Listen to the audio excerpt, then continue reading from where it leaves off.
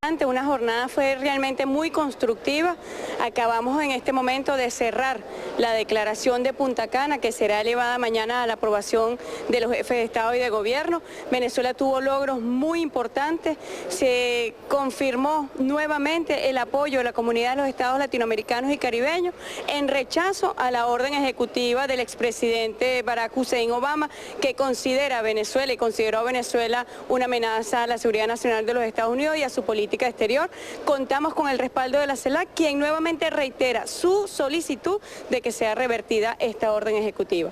Por otro lado, se da un respaldo al proceso de diálogo, a que se respeten los acuerdos que había alcanzado tanto la delegación del gobierno del presidente Maduro como de la oposición venezolana, y se reconoció la extraordinaria labor que ha hecho el secretario general de la UNASUR, el expresidente Ernesto Samper, así como el enviado especial de su santidad Francisco y los expresidentes Torrijos, Fernández y Zapatero. Son logros de la diplomacia bolivariana, es reconocimiento de la realidad de lo que significa Venezuela para nuestra región, de lo que ha significado Venezuela para la CELAC, y en otras instancias hemos tenido también una discusión muy importante sobre los relacionamientos que en lo sucesivo debe resguardar la CELAC con China, con Rusia, con la India, países que forman parte del nuevo bloque geopolítico que está emergiendo, que se está conformando.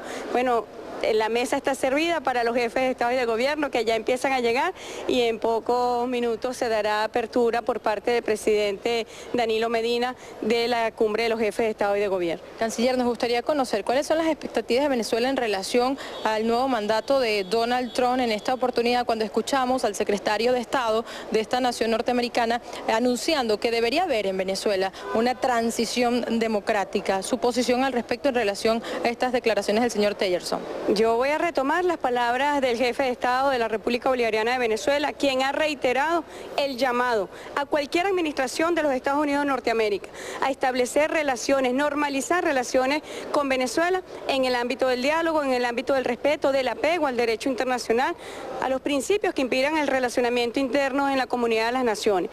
Bueno, ese ha sido el llamado que ha dado el presidente de la República, y Venezuela responderá a las posiciones oficiales.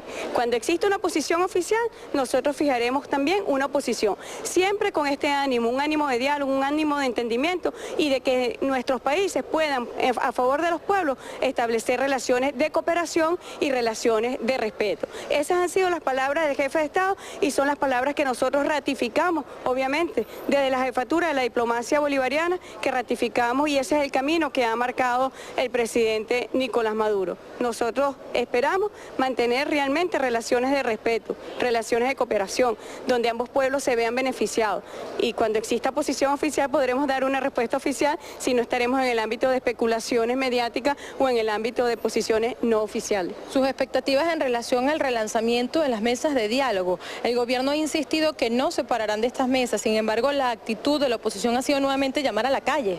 Los acompañantes del diálogo han presentado una propuesta tanto al gobierno del presidente Maduro, de la Fuerza de la Revolución, y a la mesa de la unidad opositora.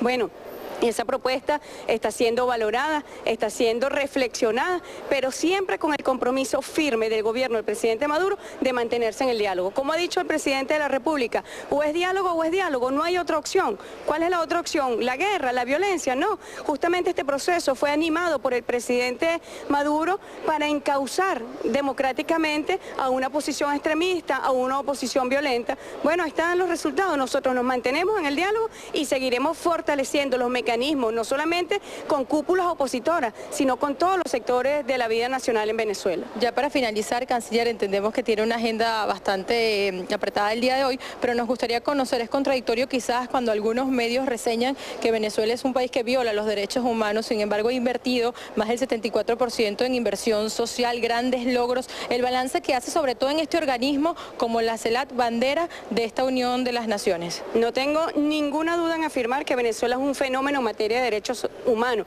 pero ha sido un fenómeno a raíz de la revolución bolivariana, con la llegada del comandante Chávez, con la configuración de una nueva constitución que establece en su seno la configuración de un Estado democrático garantista de los derechos humanos. Nunca antes en la historia republicana de Venezuela se había promovido, garantizado, respetado los derechos humanos de la manera que existe hoy con la revolución bolivariana, y por eso hemos afirmado nuevamente, sin duda alguna, que es un modelo irreversible, porque es un modelo donde el ser humano es partícipe de su devenir, pero también es el mismo ser ente que resguarda sus derechos. Este modelo no existe en ninguna otra parte del mundo, a pesar de las vicisitudes causadas por las formas no convencionales de agresiones multiformes a la economía venezolana, donde la víctima directa son las mujeres, son los niños, son los ancianos. Bueno, a pesar de toda la guerra, nosotros tenemos unos números en el ámbito socioeconómico extraordinarios que no exhibe ningún país, ni de la región, y yo me atrevo a decir también del mundo. Cuando nosotros vemos cómo se ha atacado la economía venezolana en estos 2 últimos años, cómo el impacto de la caída de los precios del petróleo también causó un daño tremendo en el presupuesto nacional, nosotros podemos decir que la inversión social solamente el año pasado fue del 74%, que se construyó, ya hemos arribado a una cifra de 1.500.000 viviendas, que se garantiza el derecho a la salud gratuita, el derecho a la educación gratuita, el derecho a la alimentación. Son todo el modelo irreversible en materia de derechos humanos. Yo llamo al debate, siempre lo he hecho, a aquellos países que están montando fábulas contra Venezuela, que pretenden constituir falsos supuestos contra Venezuela.